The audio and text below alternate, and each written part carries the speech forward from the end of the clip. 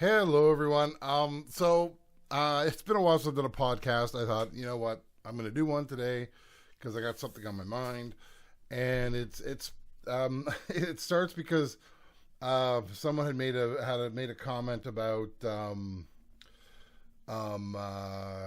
I do nostalgic for good old gear and stuff, and it's true. I do. I have a lot of old stuff. I can't argue with that. That he was talking about the fact that he would never use a 4-track or an old cassette 8-track to record something. It's just for fun. It's not for real. And I was like, oh really? I have my best album that I've ever released was done on a cassette 4-track. It was done on my I always get it wrong. Is my 464? We'll say 464. Sometimes I say 646 because I'm numerically dyslexic. But I was going to record it on. The entire thing was recorded on that, and that was for about 2 years. I had great success with that album. Like, people were listening to it, and I was like, it was quite big on Spotify for me. Now, quite big on Spotify for me means that I think I had maybe 10,000 listeners in 1 year. That's not bad for me. And that's quite exciting, really, when you think about it. It's 10,000 people heard one of my songs. That's impressive. I like that. So, and he came back and said, well, he has distributed music. No streaming service pays anyone to even consider recording music anymore. Live work is what pays, not making videos and giving YouTube free content. And I think he meant that as a shot at me. But the funny part is I didn't take it as a shot because I love what I'm doing here. I love the fact that I'm giving people information on how to record stuff. So maybe they'll record something that is the next big hit, or maybe I have no idea. Who knows what makes a big hit anymore? Because what I'm hearing on the radio, the only reason why I think it's getting anywhere is because it's being played so often. That's it. And because people promote it a lot, that's what does it. But there's always going to be this underground rumblings. Like, I was watching something and they said this is the hot new artist right now, and I'm like, I don't even know who the heck that is, and I don't care. That doesn't matter to me. Like I said, I like listening to the guys that I like. I just went on Bandcamp and I bought music from two guys who I admire. I like what they write. I like what they do, and that's the way it should be. But the thing is, I feel lucky because I have a job that I like my job. I didn't like my previous job. I like this job that I'm doing now. I'm well respected in it. I enjoy working there. I gotta turn my fan on. It's too hot, so you're gonna hear a little hum. And yeah, and so I'm one of these lucky guys who has a job. And I do this out of fun. At one point, I did want to. My hope was, because I hated my last job so much when I started this channel, was that I could transition from what I was doing and do YouTube full time like some guys do. That never happened, and I'm okay with that. I'm not upset about it. I'm not angry about it. I gave up my anger, I would say about a decade and a bit ago.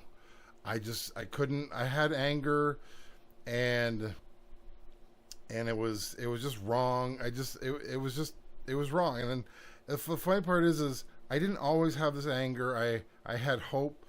Then music was taken away from me for reasons, and that's when the anger started. And now that I'm back doing what I love, I don't have that anger anymore. And I'm happy about that. That's awesome to me.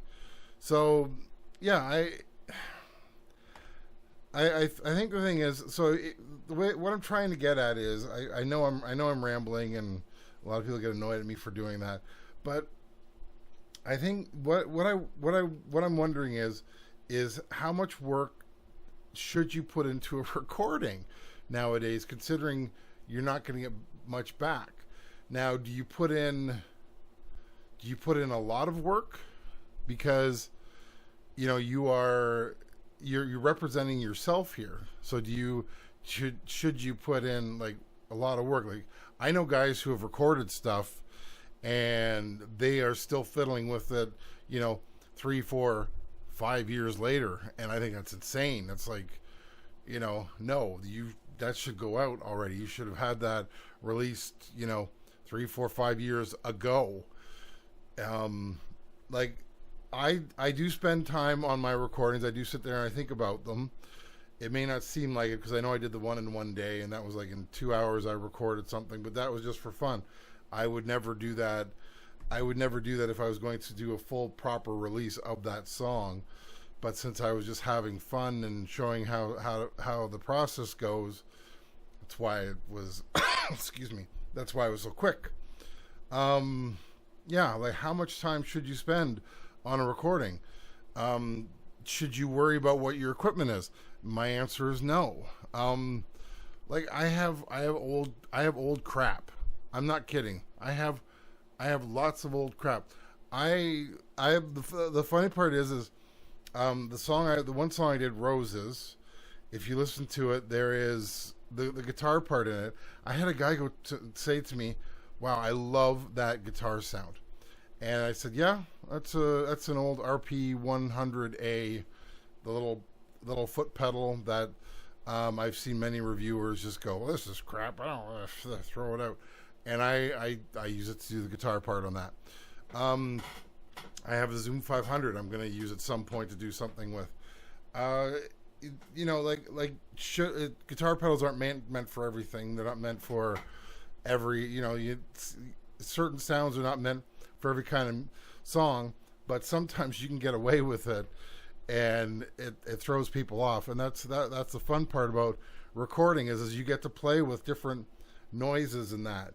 Maybe that's the problem. Maybe people are too busy worrying too much about their gear, and I don't worry about it. My gear is what it is, and I use it, and that's what it does. So this can be a short podcast. I know most guys do hour-long ones. I'm doing a 8-minute podcast today. So yeah, my answer is, so if you feel that taking a shot at me because I do free content on YouTube, or that hurts my feelings, no. I do this because people do learn from it, which I'm happy to see. I love it when I get comments saying, "Yeah, I learned something today." And that's the whole point of this. And I'm going to keep recording. I'm going to keep releasing. I'm going to keep putting it on streaming sites because I don't care. I enjoy it, and I have the feeling, you know what?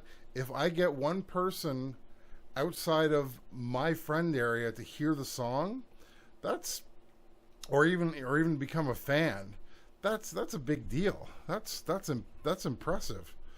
So I don't worry about this. I've stopped with the comparing myself to other people. I compare myself to me now. Like, am I a better musician than I was 3 years ago? I'll say yes. Am I a better YouTuber than I was 3 years ago? Yes.